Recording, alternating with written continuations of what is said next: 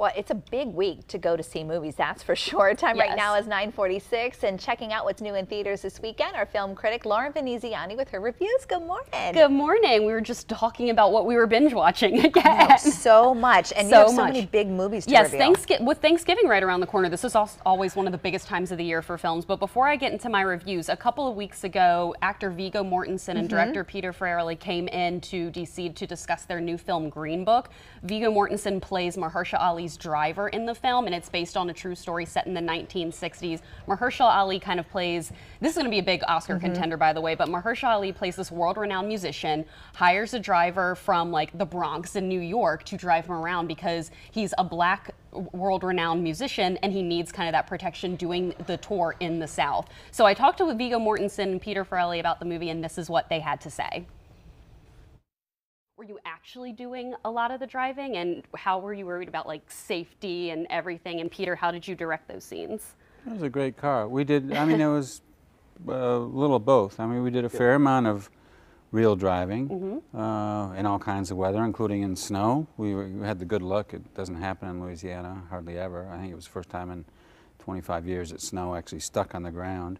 One night we were shooting, we happened to be in the right clothes and everything for a sequence that involved a snowstorm, and the temperature was dropping, and Pete decided to, well, let's go a little overtime, see what happens. And sure enough, we got a blizzard, and the Louisiana crew was kind of in a state of shock. They were like, do we call the National Guard? What do we do? And we're like, guys, because we're both from the Northeast, so this is not even calling school off, a snowstorm. I mean, we can drive. As Viggo's acting, he can't really see the reactions that that Mahershala is giving him back there, and he's giving some gems. You know, his nuance. He had such a nuanced, great performance. Just tiny, like, oh my God, this is driving me nuts. So it wasn't until he saw the movie that he saw what Mahershala was doing, and he really got a kick out of that. Oh, that's I was fun. laughing so hard the first. I had to see the movie again because I was just losing it. I was like, that's what he was doing. I mean, I love the KFC moment. I actually got KFC on the way home last night after seeing the movie because I was craving it. Viggo, how much did you eat in this film? I ate a lot more than you see on screen, and on screen you see me eat a lot, just because there's more than one take and there's more than one angle. Yeah. And also sometimes in the longer scenes, like the scene with the chicken, for example, it's a lot of dialogue. It's like 4 or 5 pages, and Mahershala, it was being, which I'm glad he did it because his character is so different than mine. His speech is so pristine, you know, his diction is perfect. So if there was a word that he thought he didn't get perfectly, he'd back up a page sometimes and just go from there in the middle of the take. And then, you know, Pete'd holler, pick up another breast, Viggo, throw that away, pick up another breast. And I'm like, and I had to start over. So I ate a lot more than it looked like.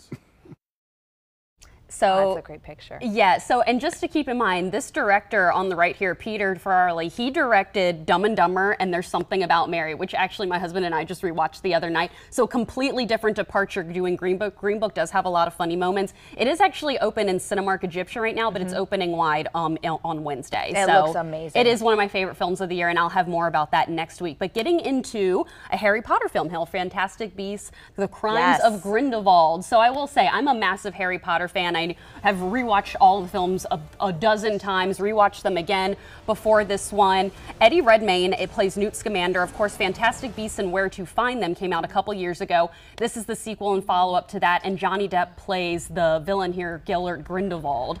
And of course, we also see a young Albus Dumbledore played by Jude Law, which is something that I did like. I just wish that they spent more time on it. I'm not even going to really dive into the plot here because even as an avid Harry Potter fan, the plot is very, very confusing.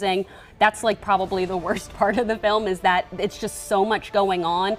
Even for an avid Harry Potter fan, it doesn't make sense, which means that people going into this film who haven't watched Harry Potter are probably not going to get it at all. And the film really should stand alone. So I'm giving it a 2.5 out of 5 stars. Like I said, the actors are great. Jude Law, Zoe Kravitz, Eddie Redmayne, but it's just probably my least favorite Harry Potter film, and that's saying a lot. That is absolutely saying a lot. Yeah. And then after that, you saw Widows? Yes, so Widows is from director Steve McQueen, who directed 12 Years a Slave. Viola Davis stars in the film, and she's one of my favorite actresses working today. She's amazing in everything. This is not your typical female heist film, though. So these women, Viola Davis, Elizabeth Debicki, who's an Australian actress that my dad and I particularly love, Michelle Rodriguez. They lose their husbands and they try to pull off this all-female heist in order to protect themselves overall, really. Cynthia Erivo was also in the film. She starred in Broadway's version of The Color Purple. And there's so many twists and turns in here. You think it's going to be like an Ocean's 8, like female, but it's so much better and so great. Viola Davis just kills it in this role. And Steve McQueen directs the film beautifully. Liam Neeson plays Viola Davis's husband in the film. Colin Farrell's also in the movie. It's just like a really interesting film with like completely different twists and turns and kind of an allegory about how American life is as well. So I think that there's more going on underlying that's more than just a height film. So 4 out of 5 stars for Widows. Some of my favorite performances of the year, especially from Viola Davis. Amazing. And we have to go, so we can't get to Instant Family, but what would be your rating? Instant Family, 3.5 out of 5. Mark Wahlberg, Rose Byrne, really sweet movie about a family. Good for Thanksgiving and all. So really sweet. Thanks for coming. Thank you. You can follow Lauren, known as DC Film Girl, on Facebook, Twitter, Instagram, and YouTube. Her website, dcfilmgirl.com.